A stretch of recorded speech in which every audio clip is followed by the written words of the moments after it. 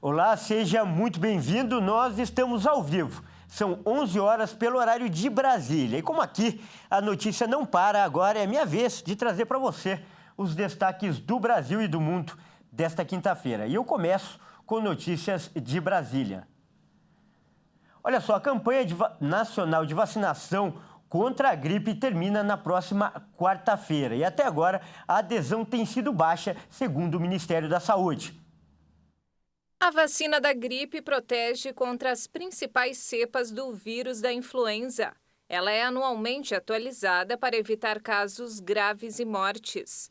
Todos os brasileiros acima de 6 meses de idade podem se vacinar e mais de 80 milhões de pessoas fazem parte do grupo prioritário. Só que desse grupo, quase 60% ainda não foram imunizados. Em 2019 e 2020, a cobertura de vacinação era bem alta, passava de 90%.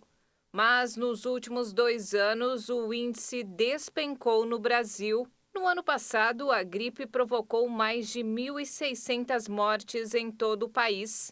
Muita gente anda correndo da vacina. O pior índice é do Acre, que vacinou apenas 15% do público. Em seguida estão Rondônia e Roraima, que também estão com uma procura muito baixa. Por enquanto, não há previsão de prorrogação da campanha de vacinação contra a gripe iniciada em abril. O Ministério da Saúde anunciou que distribuiu mais de 80 milhões de doses da vacina trivalente produzidas pelo Instituto Butantan e pediu que os estados e municípios adotem estratégias para fazer as pessoas se vacinarem. E olha só, a primeira partida do Real Madrid após os casos de racismo contra Vinícius Júnior foi marcada por várias homenagens ao jogador. Mesmo com sua suspensão retirada após a expulsão contra o Valência, Vinícius Júnior não entrou em campo hoje. Só que é fácil confirmar que o brasileiro foi o astro da partida. Colegas do Real Madrid, jogadores do Raio Vallecano, comissão técnica, arbitragem e torcedores deram várias demonstrações de apoio ao atacante brasileiro. Entre elas, faixas, cartazes e camisas especiais.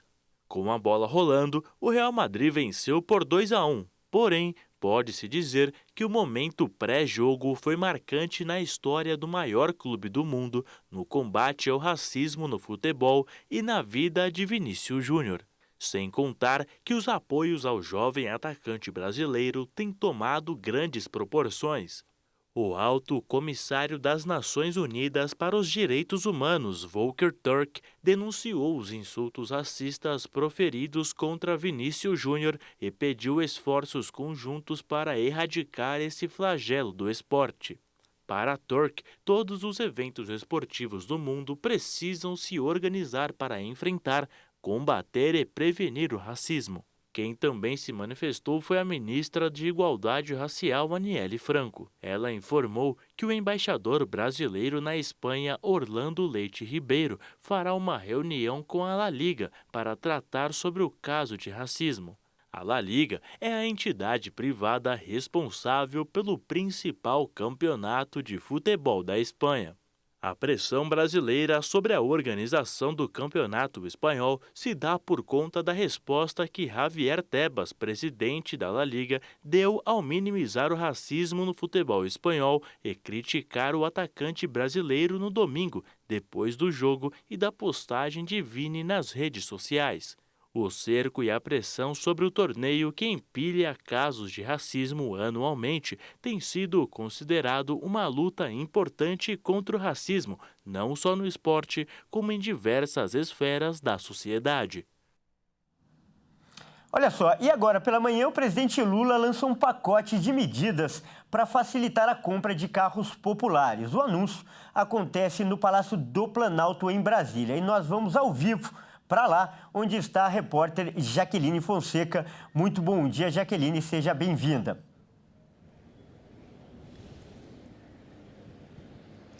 Bom dia, Kleber, e a todos que acompanham a Hit TV. Eu estou aqui no Palácio do Planalto, onde acontece uma reunião a portas fechadas entre o presidente da República, Luiz Inácio Lula da Silva, o vice-presidente Geraldo Alckmin, alguns ministros e representantes do setor automobilístico. O objetivo desta reunião é discutir estratégias, medidas para que a União possa incentivar a produção de veículos mais baratos aqui no Brasil. Hoje em dia, um carro de entrada ou um carro popular, como é chamado, não custa menos do que 60, 70 mil reais. E o objetivo é justamente construir incentivos para que as montadoras possam oferecer, comercializar veículos abaixo deste valor. Desta forma, a população de classe média poderia efetivamente ter acesso aos carros 0 quilômetro. Como eu disse, essa reunião está sendo realizada aqui no Palácio do Planalto, a portas fechadas, a imprensa não tem acesso a esta reunião, mas a expectativa é que logo após esta conversa, o vice-presidente Geraldo Alckmin, que também é ministro do Desenvolvimento, Indústria e Comércio, fale com a imprensa e detalhe este pacote de medidas de incentivo ao setor automobilístico. Kleber, é com você. Tá certo, então, muito obrigado, Jaqueline. E ao longo da nossa programação a gente vai trazer mais informações sobre essa reunião.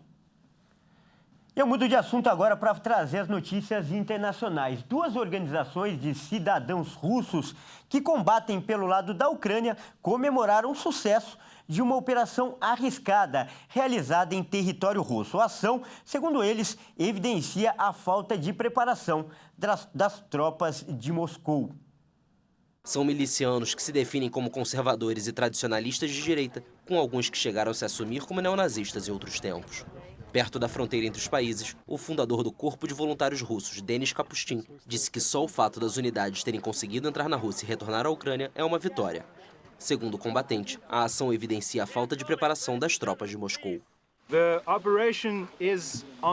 A operação está em andamento. É assim que devo dizer para ser honesto. Definitivamente tem várias fases. A primeira fase consideramos uma fase de sucesso. Acabou agora. Mas a operação está em andamento. É o que posso dizer por enquanto.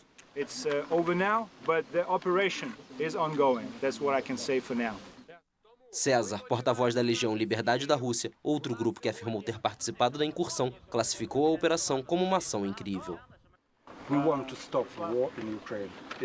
Queremos parar a guerra na Ucrânia. É o nosso primeiro objetivo. O primeiro objetivo é que queremos parar a guerra. O segundo objetivo é que queremos mudar o regime de Putin.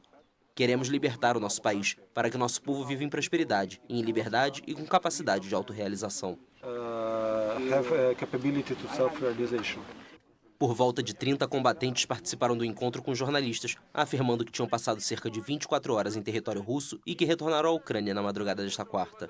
Na segunda-feira, a Rússia denunciou uma incursão de um grupo de sabotadores procedente da Ucrânia na região de Belgorod, o maior incidente deste tipo desde o início da guerra em fevereiro de 2022. Segundo autoridades locais, a ação aconteceu no mesmo tempo que bombardeios ucranianos deixaram 1 morto e 13 feridos em vilarejos russos. O Kremlin afirmou ter esmagado com sua força aérea e artilharia uma célula que atacou a região de Belgorod, eliminando mais de 70 terroristas ucranianos. Os membros dos grupos, por outro lado, afirmaram que houve apenas 2 feridos em suas fileiras. A Ucrânia negou qualquer envolvimento na incursão. Bom, essa edição fica por aqui. Obrigado pela sua companhia e até mais.